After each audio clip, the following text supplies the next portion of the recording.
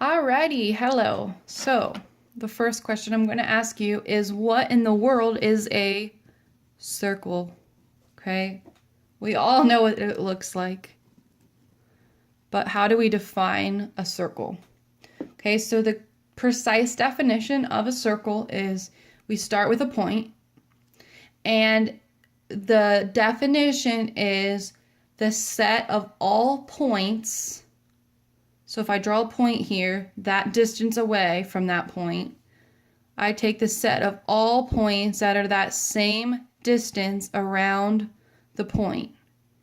And as I fill in every single point equally the same distance from this center point, which aka is the radius, same distance from that center point, I get a circle. Okay, so let me write that out. So a circle is the set of all points equidistant from a given point. Okay, is a set of all points equidistant from a given point. This point that they're all around is called the center. Okay, and then the distance from the center to a point on the circle is called the radius. So the radius is the distance from the center to a point on the circle. Okay, and we'll consider any point on the circle x, comma, y. We are going to name our center HK. That just goes back to whatever the mathematicians decided to use. They decided to use HK. And radius, they decided to use R. Luckily, that one makes sense. Okay, so from this, we're going to get our equation for a circle. So let's say that I have my circle here. My center is H, comma, K. My radius is R. And a point on the circle is X, Y. And I could keep drawing that around and I would get different points on the circle. So my X and the Y, those are my variables that can change. Okay, when we have variables that can change, we keep them in our formula as X and as Y. Okay. So X and Y can change. The numbers that we're going to fill in are H and K. And then the number out here is going to be the radius squared. Okay, so this guy here, this one, and this one, these are all numbers. Lots of exclamation points just to get the point across. Okay, those are all numbers. Another thing that goes back to whenever we have parentheses, I tell you all the time, when there's something in parentheses, you're thinking opposite sign. So for example, if I give you the equation x plus 3 squared plus y minus 4 squared equals 16. And I asked you, what is the center of my circle? Okay, X and then Y, but opposite signs. So your center would be -3, +4. All right, and then the radius. If the radius in my formula is the value squared, in order to figure out my radius here, I have to take the square root. The radius is the square root of whatever that is. Square root of 16 is 4. So that's my radius. Okay? I can plot this. If I was asked to plot that on a test, I go over -3, up 4. There's my center point. My radius is 4, so I go down 4, over 4, over 4 this way, up 4 this way, and then I can make my circle. Okay. It'll look better on an actual coordinate grid, but it's not too shabby. Okay, so now working the other way. So example, if they give you the center, say the center is -8, -2, and the radius is 5. Write the equation. Okay, again, if you're getting this already, pause it and see if you can write it. That's the best way of learning, just to see if you can do it already. What you should get is x plus 8 squared plus y plus 2 squared equals 25. So biggest things to look for is that you did opposite of those signs there and that you squared the radius and got 25. Again, we could graph that. Another case would be, example, if you're given the graph, so say that's our center, and say our radius is 2. Okay, so down 2, up 2, over 2, over 2. So if you're given a circle in a test, obviously, again, it's going to be on a coordinate plane, so it'll be much easier to get the equation. When you're looking at this on the test, I would count over and see, okay, my center is 1, 1. Write it down. Why not? Doesn't hurt. Count your radius. You're going 2. So your radius is 2.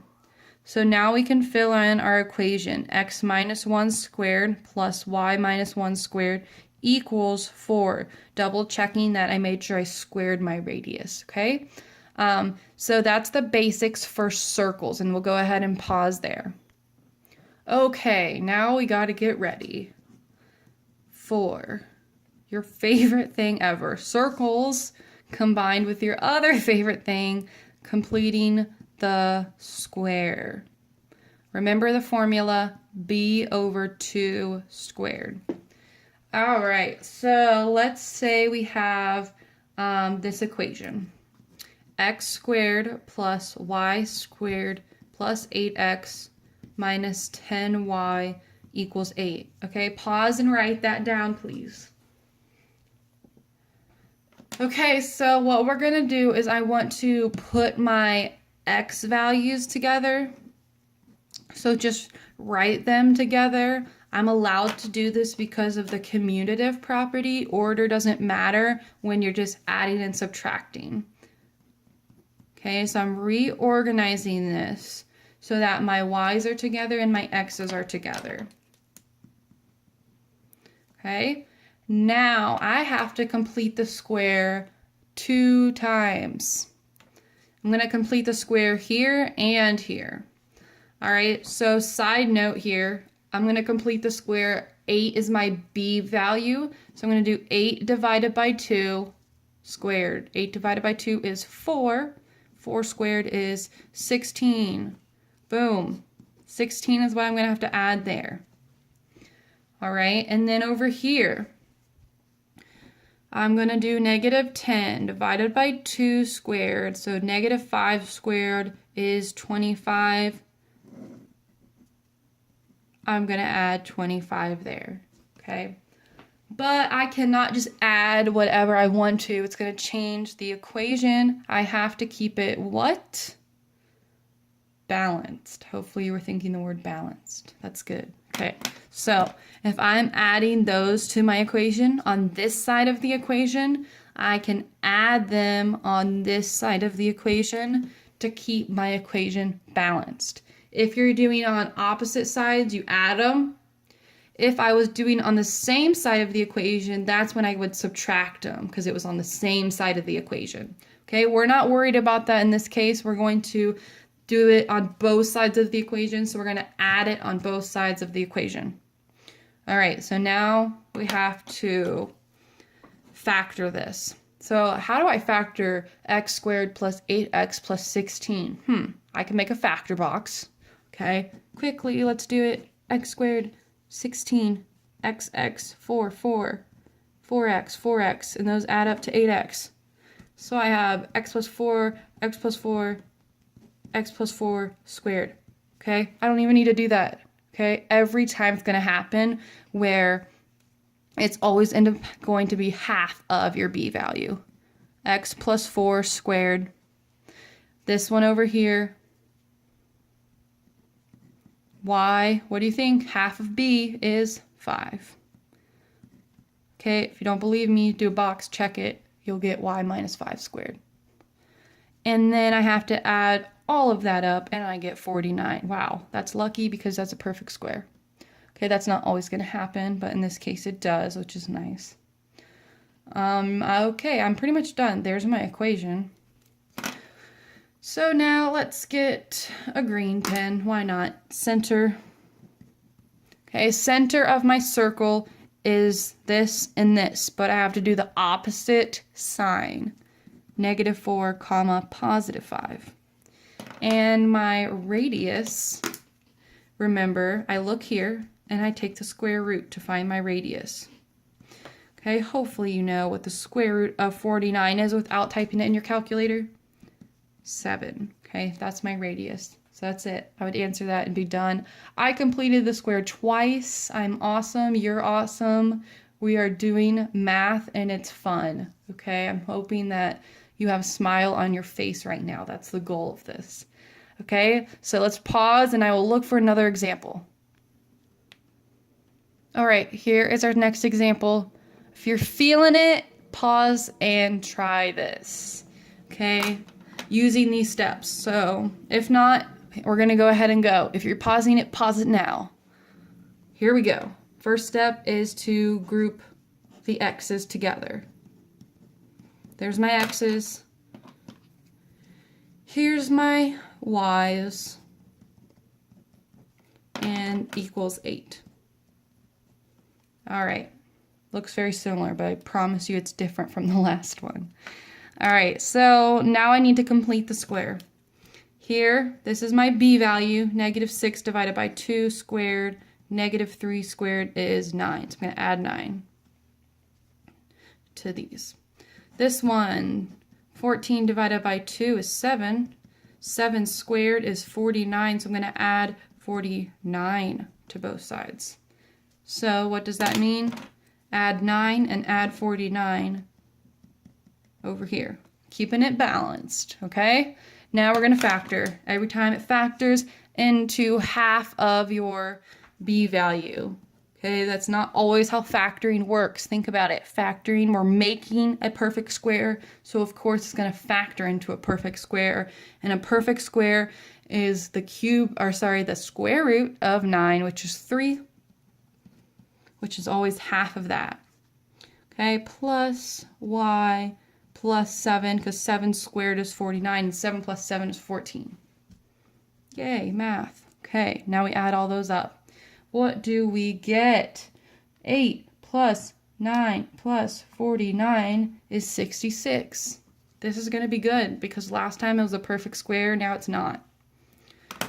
However, the end of the world is not here, because we can still do it. Center, opposite signs. 3, -7, and my radius, 66. Can I break that down? 6, 11, nope. 66 divided by 3 is 22. Okay, no matter what, I can't break it down into a perfect square to simplify. If you're asking what am I even talking about, remember good old 50, square root 50 breaks down into 25 and 2. Which is 5 radical 2. There's a bunch of numbers that you can do that with. 66 is not one of them. So we'll just say the radius is radical 66 because we can't simplify it anymore. That's it. It's an ugly number. On Math Excel, it might ask you simplify the radical or put it as a decimal. I don't like decimals, but Math Excel does. If it asks for a decimal, round it to the nearest tenth, you'd get like 8.1. Okay? All right, awesome. I'm feeling good about this. Hopefully you are too. All right, until the next video.